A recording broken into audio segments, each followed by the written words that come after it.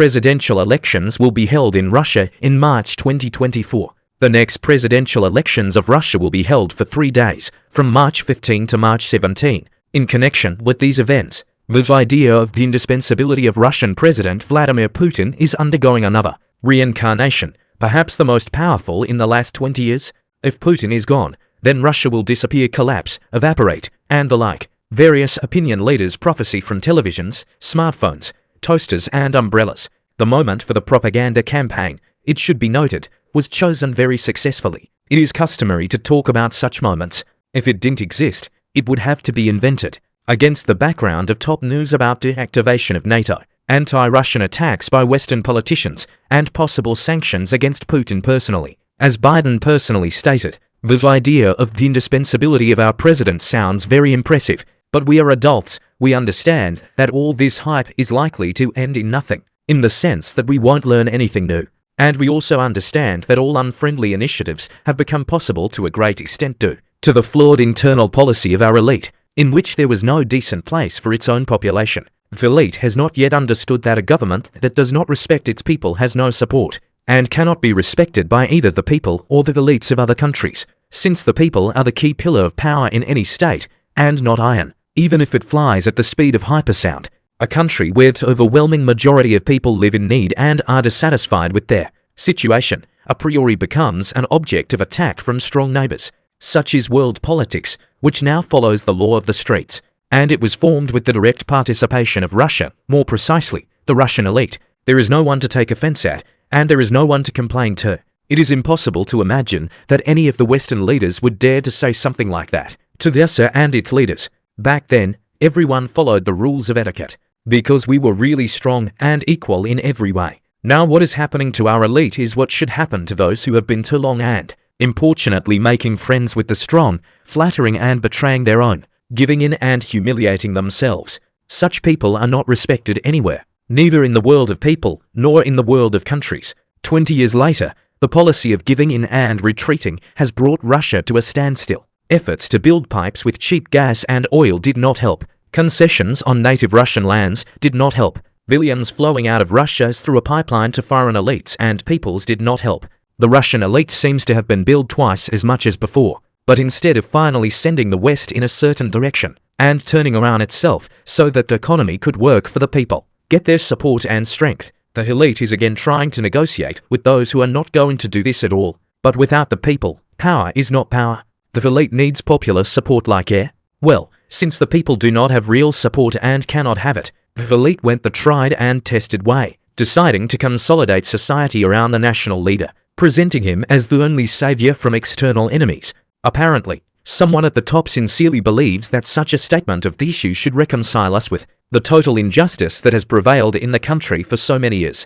In vain. Recently, on the same day, but on different airwaves, two very reputable and very well-known and without irony, quite smart people spoke out about saving Russia. One suggested that, no matter what, we need to keep this power, because any other one will definitely be much worse. The second one said something like that if Putin does not become today, then tomorrow all the zircons will be sown for scrap. When you hear something like that, you want to ask, gentlemen, what kind of country have you built that, in your opinion, rests on one particular person? And immediately respond, Russia will remain, but after your reign it will take a lot to clean up. For more than 20 years, Vladimir Putin, as Boris Yeltsin's successor, has ruled Russia. All these years, we have been assured that we live in a democratic country. Indeed, a lot of democratic gadgets have appeared in Russia. The police gave way to the police. The National Guard was created instead of the internal troops. Bailiffs appeared. That's just the periodic replacement of the president, the cornerstone of Western democracy. For some reason did not take root in Russia.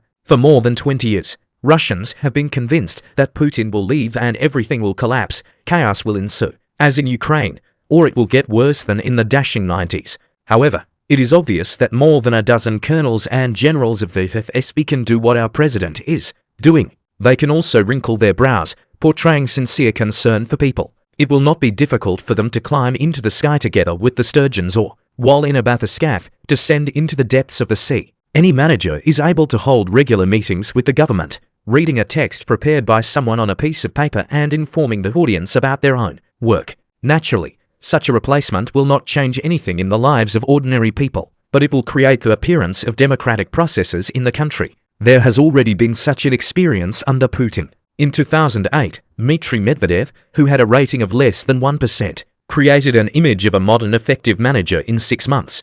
As a result, he won more than 70% of the votes and became president of the Russian Federation. The experiments ended on Medvedev. This was confirmed by the referendum on the constitution, which reset Putin's presidential terms.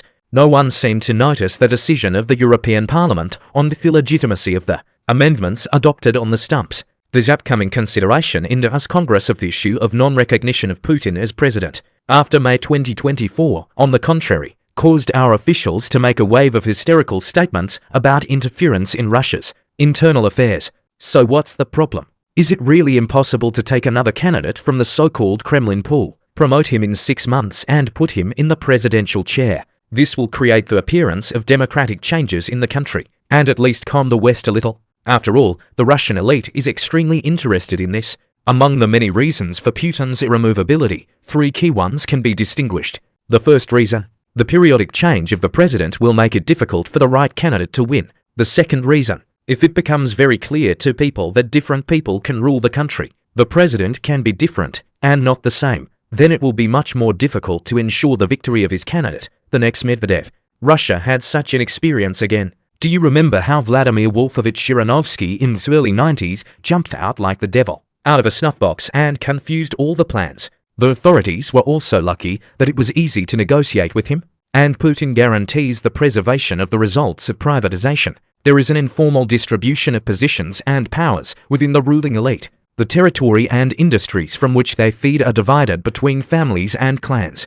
It is impossible to document such agreements, since they have nothing to do with equal competition, market economy, and other elements of the free market. It turns out to be a vicious circle. Once the agreements are documented, dirt will instantly appear on the entire top, and if the presidents are regularly changed, then the agreements will still become public. That is why, even under Medvedev, Putin retained the post of prime minister, continuing to play the role of guardian of the agreements of the ruling elite.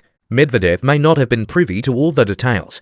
The redistribution of property, as you know, does not always take place peacefully. Someone may suffer the fate of Berezovsky. Moreover, despite the exodus of the Romanovs at the beginning of the last century, the crazy idea of restoring the monarchy in Russia is still alive in the minds of representatives of the current government, and Vladimir Putin was given the role of a democratic monarch. As a result of crossing the monarchy with elements of democracy, a strange, ugly, but as practice has shown, stable hybrid is obtained. This allows you to keep one person in the highest state post for many years, and the people take it for granted. After all, they don't change the horse at the ferry. For some, Putin is a brilliant strategist, a successful ruler, and a legendary commander-in-chief, but that's not why they don't change it. After all, there are quite a lot of competent managers of large enterprises in the country who have experience in managing large labor collectives and are able to manage the state. Putin has locked in informal agreements within the ruling elite, proved his willingness to protect the results of Yeltsin's privatization,